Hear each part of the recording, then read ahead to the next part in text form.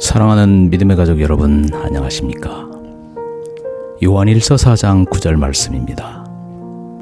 하나님의 사랑이 우리에게 이렇게 나타난 바 되었으니 하나님이 자기의 독생자를 세상에 보내심은 저로 말미암아 우리를 살리려 하심이니라.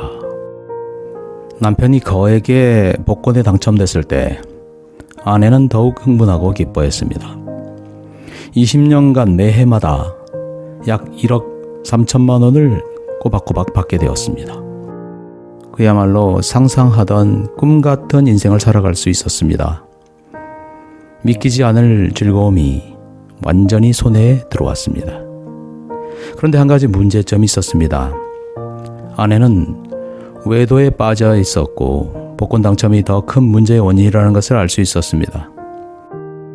손에 잡힐 듯한 거액의 행운이 찾아왔지만 도무지 외도를 끝내고 싶지 않았습니다.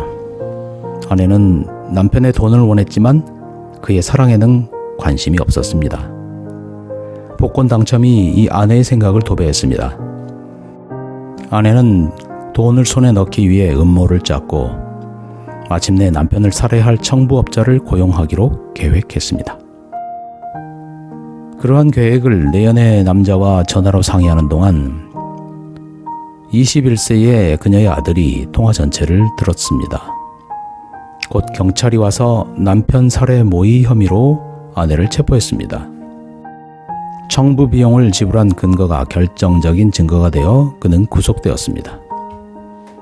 그런데 놀라운 것은 그 모든 사실을 알면서도 남편이 감옥에 있는 아내를 계속 방문했다는 것입니다. 22년이나 된 우리의 관계를 끊어버릴 수 없어 라고 남편이 말했습니다. 그 둘의 관계는 점차 좋아졌습니다. 남편은 아내의 형량을 줄이려고 무던히 싸웠습니다. 아내에 대한 모든 고소를 취하했습니다. 그 남편의 사랑이 그 아내의 마음을 깨뜨렸습니다. 그의 주도적인 사랑이 내부 깊숙이 파고들었고 아내는 저급하고 부정직했던 자신의 애정 행각의 실체를 바로 보게 되었습니다. 그녀를 포기하지 않고 떠나보내지 않는 사람의 실제적이고 진실하며 진정한 사랑을 어찌 거부할 수 있었겠습니까? 자신을 그토록 신실하게 대하는 누군가에게 어찌 불충할 수 있었겠습니까? 사랑으로 자기를 품어주는 사람에게 어찌 등을 돌릴 수 있을까요? 아내는 그럴 수 없었습니다. 그러지 못했습니다. 아내가 급기야 출감했을 때 팔을 벌려 남편을 껴안고 흐느껴 울었습니다. 제발 결코 나를 떠나보내지 마세요. 날 버리지 마세요.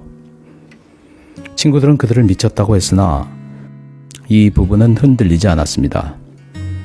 사랑은 어떤 면으로는 일종의 정신 이상 상태지. 남편이 친구들에게 대꾸했습니다. 너희가 그걸 어떻게 알 수 있겠어? 하나님의 조건 없는 사랑은 분명 설명할 수 없습니다. 무조건적인 사랑은 무슨 일이 있어도 견디는 사랑입니다. 사랑받는 존재가 어떠하든지 상관하지 않는 사랑입니다. 거의 믿기지 않은 사랑입니다. 우리가 하나님이 우리를 사랑하시도록 영향을 미칠 수 있는 일이란 전혀 없습니다. 우리의 행위가 그분의 사랑을 결정하지 못합니다. 그분의 마음이 그것을 결정합니다. 우리가 그분에게서 등을 돌릴지라도 그분은 우리를 여전히 사랑하십니다. 우리가 그분을 따르라는 초청을 거부할 때도 그분은 우리를 여전히 사랑하십니다. 우리가 그분의 뜻을 저버릴 때도 그분은 우리를 여전히 사랑하십니다. 우리의 행위가 그분에게 고통을 줄지 모릅니다. 우리의 그릇된 선택이 그분의 마음을 부서지게 할 수 있습니다. 우리의 나쁜 결정이 그분에게 깊은 슬픔을 안겨줄는지는 모르지만 우리가 그분의 확고한 사랑을 변하게 할 수 있는 것은 아무것도 없습니다. 우리는 그 사랑으로부터 돌아설 수 없습니다.